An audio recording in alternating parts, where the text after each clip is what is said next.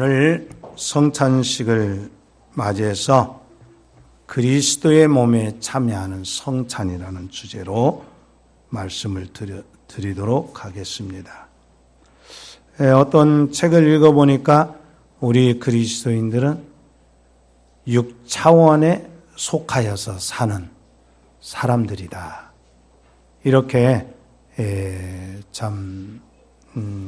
그런 주장을 하는 책을 읽어봤습니다. 6차원의 사람들은 어떤 사람들이냐? 생명과 영혼을 같이 생각하는 사람이다. 우리 교회가, 왜 지상의 교회가 아름다운가? 이것은 1차원적인 사람처럼 독선에 갇혀 있지 않고 방향을 갖고 공동체를 지향하기 때문이라고 이렇게 말하고 있습니다. 그래서 이 교회는 시간 속에 지상의 교회가 있지만 영원한 생명을 바라보는 공동체라는 것을 우리에게 깨닫게 해줍니다. 우리는 매 주일마다 생명의 존귀함을 예배를 통해서 확인을 합니다. 내가 예배 드리는 것은 따라서 합시다. 내 영혼이 살아있음을 예배로서 증명합니다. 여러분 그렇게 믿습니까? 그래서 예배가 얼마나 중요한가, 또 성도들이 서로 모여서 교제하는 것이 얼마나 소중한가. 그런데 우리가 좋은 진주를 만지면서도 그것의 소중함을 느끼지 못할 수도 있어요.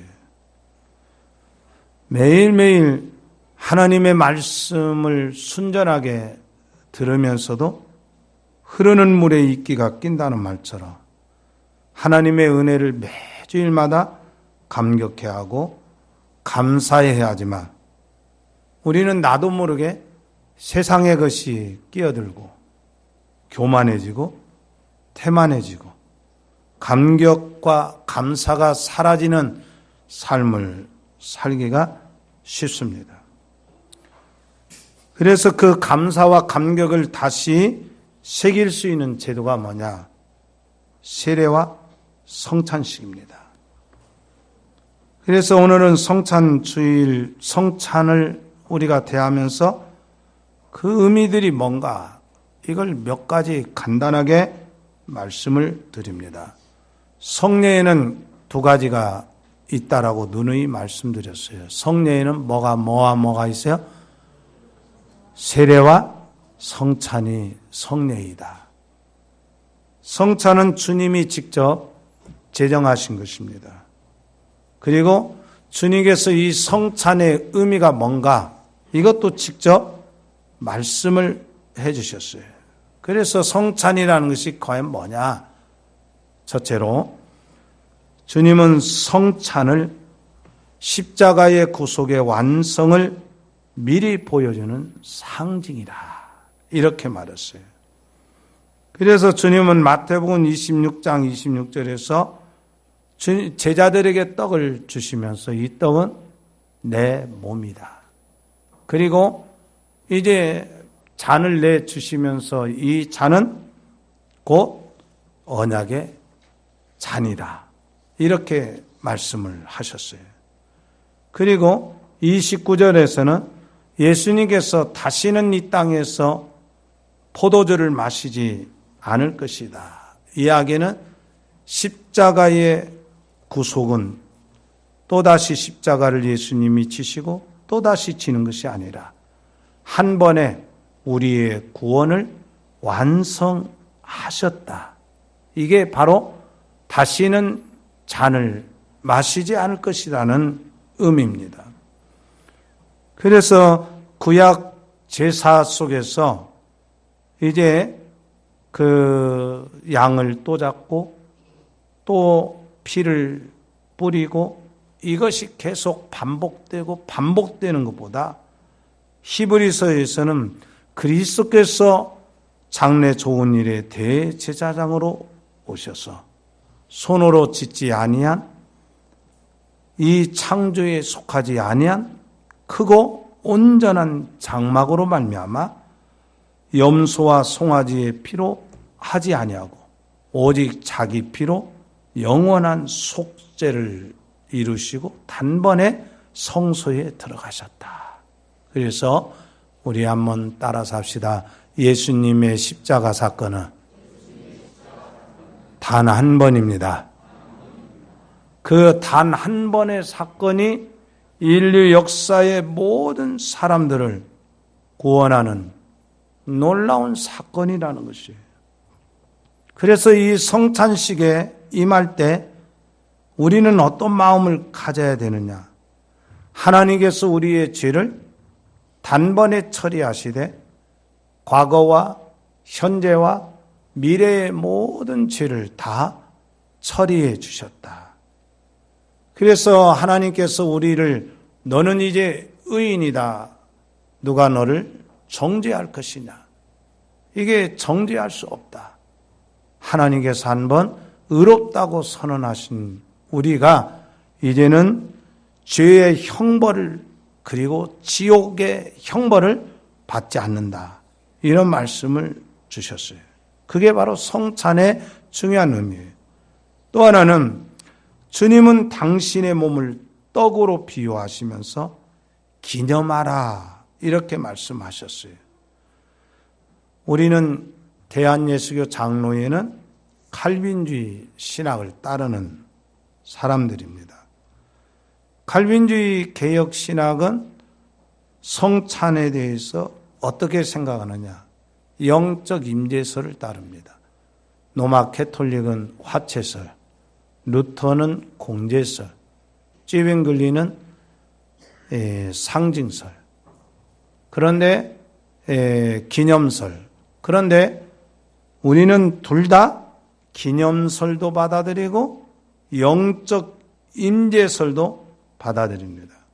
고린도전서 11장 23절로 25절을 보면 내가 너에게 전한 것은 주께 받은 것이니 곧 성찬은 우리 한번 따라서 합시다. 성찬은 바울이 만들어낸 제도가 아니다. 그렇기 때문에 성찬은 목회자가 만들어낸 제도가 아니에요. 주님이 잡히시기던 전날 밤에 떡을 가지서 축사하시고 떡을 떼어 주시면서 이 떡은 너희를 위하는 내 몸이니 이것을 행하여 나를 기념하라. 그리고 또 주님께서 잔을 주시면서 이 잔은 내 피로 세운 새 언약이니 이것을 행하여 마실 때마다 나를 기념하라. 이렇게 말했어요. 그런데 실질적으로 신천지는 예수님이 새 언약이라고 이렇게 말했다고 해서 이 새 언약은 계시록이다. 이렇게 엉뚱하게 주장하는데 예수님이 말씀하신 새 언약은 뭐냐면 바로 성찬입니다. 십자가와 그리고 부활을 기념하는 이것이 주님의 새 언약이에요. 그래서 성찬은 이방인들에게는 전혀 관련이 없어요. 우리가 3.1절 엊그저께 맞이했지요? 우리나라 방방곡곡에서 3.1 만세운동을 재현했지요? 그런데 만세는 누가 불러요? 다른 나라 사람이 불러요? 아니에요. 우리 민족이 불러요. 8.15 광복절 역시 우리가 기념행사하죠? 우리 민족이 하는 거예요. 다시 말하면 이 기억이라고 하는 것은 뭐냐? 기념이라는 것은 나에게 지대하게 영향을 미치는 사건으로 받아들인다는 거예요. 그러니까 단순하게 이 성찬의 떡과 잔을 대하는 것이 아니라 나에게 영향을 끼치는 정말 이것은 내 인생을 뒤바꾼 그런 이제 사건, 십자가가 내 인생에 희망을 주고 내 인생에 정말 영원한 생명을 보장해 주는 이 사건이라는 것을 받아들이고 그런 뜻이에요. 그렇기 때문에 이 성찬식은 단순하게 형식적으로 굳어진 마음으로 되는 것이 아니라 주님이 이 성찬에 함께 하심으로 하나님께 감사의 마음으로 주님의 십자가의 공로에 절대적으로 의존하는 그런 그 의미를 갖고 성찬을 돼야 돼요. 그래서 죗값에 무서운 심판을 면제받았다는 감사의 고백으로 이 성찬을 돼야 되고 지옥 형벌을 면제받았다는 이 감사하는 성찬이 돼야 돼요. 그렇기 때문에 이 성찬의 감사라고 하는 것은 내 영혼의 생명의 빛이 반영되기 때문에 내가 이 성찬식을 올바로 대하면 내 삶의 길이 어떻게 되느냐? 점검되어지고 그리고 어두움의 길로 가지 않고 죽음의 길을 선택하지 않고 생명의 길을 가게 되고 하나님이 나에게 그 길이 생명의 길인지 아닌지를 분별해서 생명의 길로만 갖게 하는 그런 역사를 이렇게 남기는 것, 이것이 성찬의 중요한 의미입니다. 그래서 이 성찬에 대해서 스폴전 목사님은 이렇게 말했다고 그래요. 성찬에 감격이 없는 사람은 죄를 즐겨하는 사람이다. 뉴턴은 예수 안에서 새로운 사람이 되어 자신의 과거를 털어버렸어요. 그때 이 뉴턴은 성찬식 때마다 자신의 남은 생을 정말 늘 되돌아보면서 통곡하고 울고 회개하고 그러면서 주님, 나를 이렇게 용서하셨군요. 주님, 나는 절대로 이제 지옥의 길로 걸어가지 않겠습니다. 이렇게 고백했다고 합니다. 그래서 오늘 우리가 이 성찬의 말씀을 성찬의 떡과 잔을 이렇게 대야 됩니다. 우리 한번 따라서 합시다. 성찬의 떡은 신령한 양식이며 성찬의 잔은 신령한 음료입니다. 오늘 본문 말씀에 보면 55절에서 내 살은 참된 양식이요 내 피는 참된 음료다 이렇게 말했어요. 그러니까 유대인들은 이 의미를 잘 못 깨달아요. 예수님께서 6월절이 가까이 올 때 보리떡 5개와 물고기 2마리로 5,000명을 먹이셨어요. 그러자 군중들이 예수님을 따라다닙니다. 그런데 예수님께서는 그 군중들을 피해요. 그 수많은 군중들이 가버나움까지 예수님 따라오는 거예요. 그때 주님께서 하시는 말씀이 너희가 떡 때문에 나를 찾아왔구나 이렇게 말해요. 그러면서 하시는 말씀이 썩는 양식을 찾지 말고 영생의 양식을 찾으라 이렇게 말씀하셨어요. 그래서 이제 이 대화가 떡에 대한 대화예요. 그런데 이 떡이라고 하는 소재는 같지만 유대인들이 생각하는 떡은 육신의 떡이에요. 그러나 예수님이 생각하시고 말씀하시는 떡은 생명의 영적 떡입니다. 주님께서 이 떡을 그렇게 그 5,000명이 먹었으면서도 예수님이 너희는 이제 나의 참된 생명의 떡을 찾아라. 영생의 양식을 찾아라. 이 말씀을 하실 때에 유대인이 깨닫지 못해요. 주님께서는 그 떡은 하늘로 온 떡이며 내가 주는 떡은 생명의 떡이다. 이렇게 말했어요. 이게 무슨 의미입니까? 바로 예수님의 십자가를 통해서 예수님의 그 몸이 찢기심으로 우리에게 영생을 보장해 주셨어요. 다시 말하면 우리가 이 성찬의 떡을 대할 때 중요한 것은 뭐냐면 예수님께서 나를 위해서 피 흘려 찢기신 그 예수님의 몸을 기념하는 것이구나.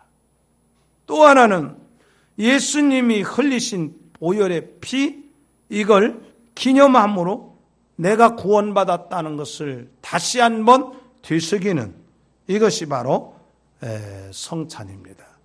사랑하는 성도 여러분, 오늘 이 시간에 성찬에 임할 때 여러분들에게 주의 은혜와 주의 사랑이 충만하기를 주의 이름으로 축원합니다. 아멘. 기도드리겠습니다. 하나님 아버지, 주님의 은혜를 감사합니다. 오늘 이렇게 우리에게 가르쳐 주신 예수님의 말씀을 다시 되새겨 보았습니다. 주님이 가르쳐 주신 말씀, 바로 주님이 주시는 떡은 생명의 떡이라고 말씀했습니다. 주님이 주신 잔은 언약의 피라고 말씀하셨습니다. 우리에게 구원의 그 길을 걷도록, 죄와 사망에서 건짐받도록 십자가에 못 박혀 피 흘려 죽으신 우리 주님의 그 은혜 생각하며 감사하는 성찬이 되게 하여 주옵소서. 하나님 모두에게 주의 은혜와 사랑이 넘치는 성찬이 되게 하여 주옵소서. 감사드렸고 예수님 이름으로 기도드리옵나이다. 아멘. 이제 성찬식 시작하도록 하겠습니다. 장로님들 이제 성찬 준비하시기 바랍니다. 다 같이 찬송 255장 드리도록 합니다.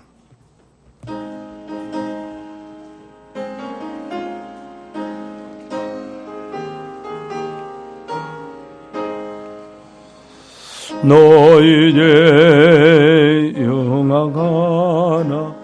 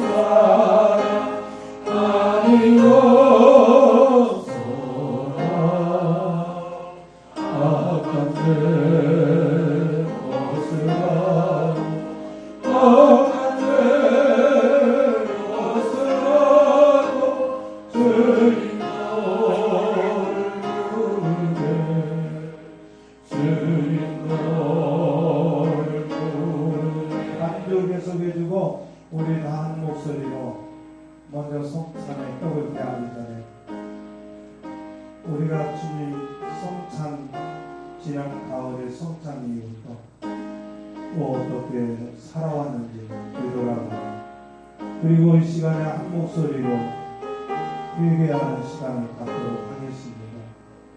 주님이 나를 위해서 피 흘려 죽으셨지만 우리가 이 땅에 사는 날 동안에 하나님 제2주의로 살지 못했던 것, 예배를 생명처럼 여기지 못했던 것, 예수님 사랑 증거하지 못했던 것, 복음 전하지 못했던 것, 우리가 또한 이제 가늠하고 간통한 죄가 있다면, 또한 우리가 도둑질한 죄가 있다면 하나님께 모두 같이 회개하는 시간 갖도록 하겠습니다. 다 같이 기도하겠습니다. 우리 소리내어 기도합니다. 아버지 하나님, 주의 은혜를 감사합니다. 우리 아버지 하나님, 이제 이 성찬 예식을 맞아 아버지 앞에 귀한 꽃을 대하기 전에 우리 먼저 회개합니다. 아버지 앞에 예배를 충실하게 하지 못하고, 또한 아버지 하나님 복음 전하지 못하고, 아버지여 하나님 사랑 이웃사랑 실천하지 못하고, 아버지 하나님 여러가지 범죄한 것 우리 아버지 앞에 용서하여 주시고 용서를 구하는 기도를 드립니다.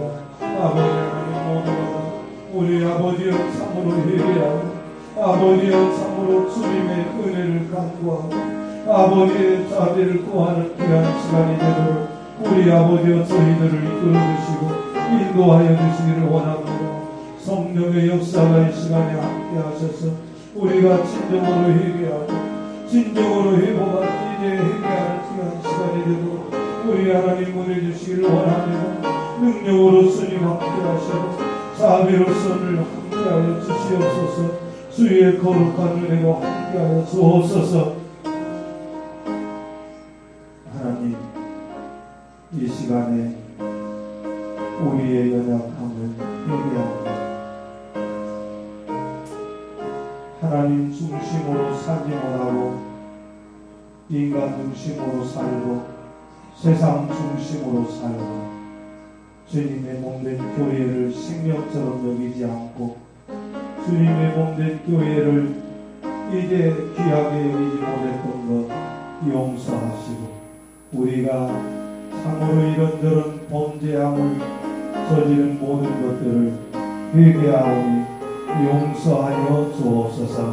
하나님 이 시간의 모든 성도들 주의 자비와 긍휼을 의지하게 하옵소서. 하나님께 감사드리옵고 예수님의 이름으로 기도드리옵나이다. 아멘. 너의 죄 사해 주사 기억하리 하시네. 너의 죄